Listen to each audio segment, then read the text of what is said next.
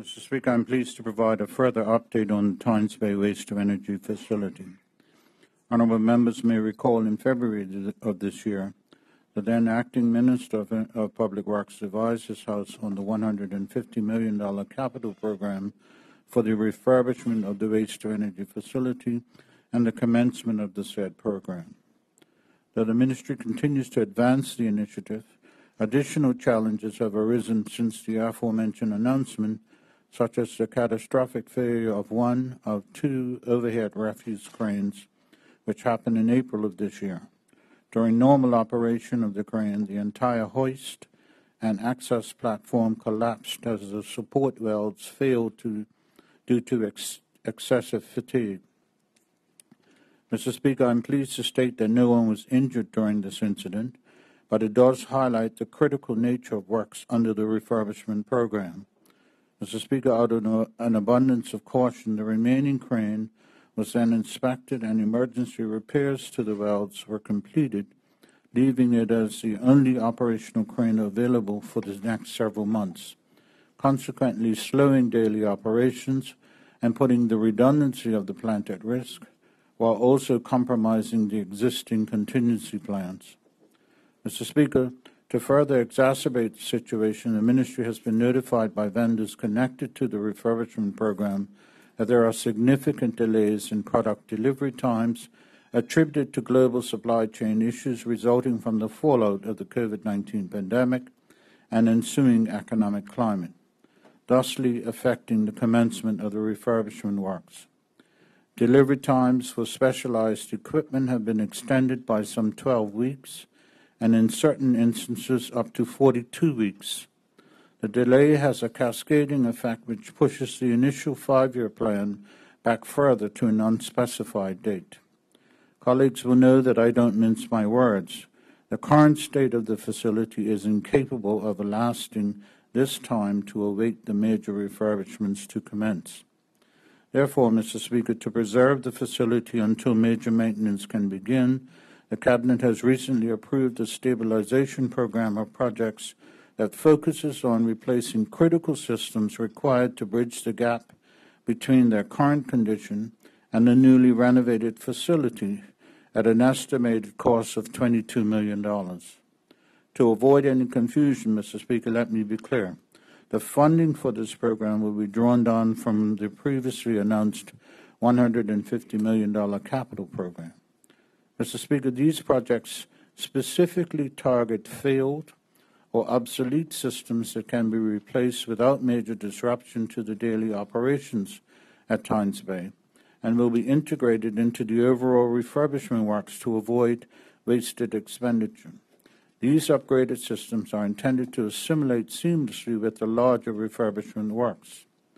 This stabilization program includes the replacement of the 2 overhead refuse cranes, the low-voltage switchgear system, the high-voltage switchgear systems, 2 auxiliary transformers, the flue gas monitoring equipment, turbine overhaul, and various instruments associated with the feed water tank system and seawater band screens. Additionally, this program will refurbish the top sections of both flues, the opening of the smoke chimneys. The estimated program length is set at 3 years, with the tendering process for this stabilization program already started and works intended to begin within the first quarter of 2023.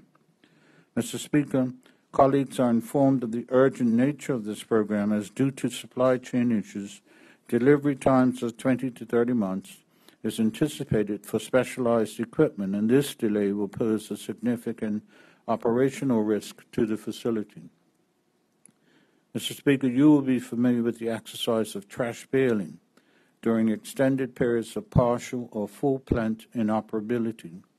During the execution of these works, it is not expected that they will directly cause any baling to be required.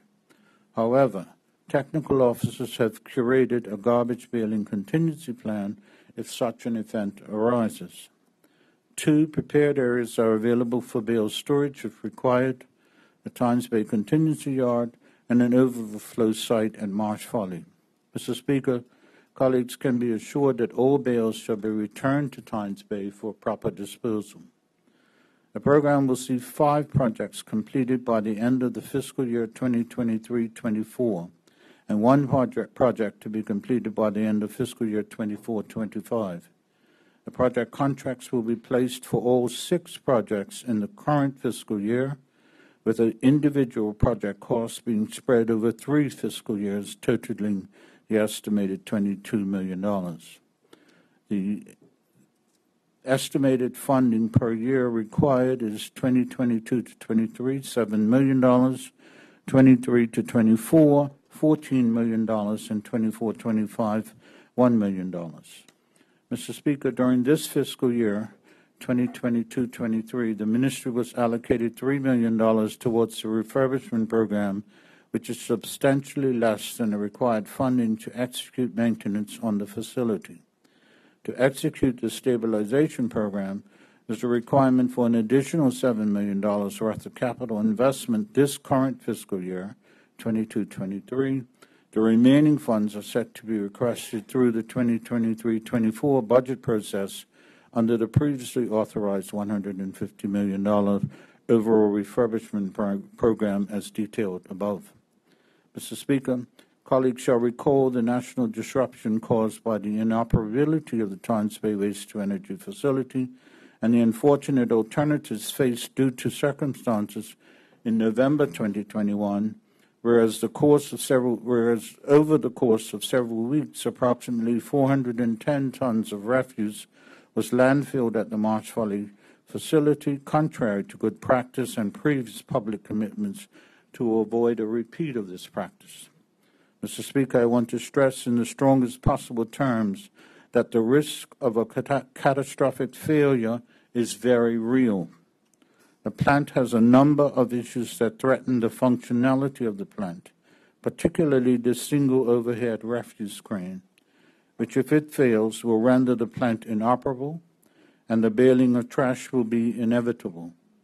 Baling will also have to be performed in another location, with garbage diverted to this new site along with storage.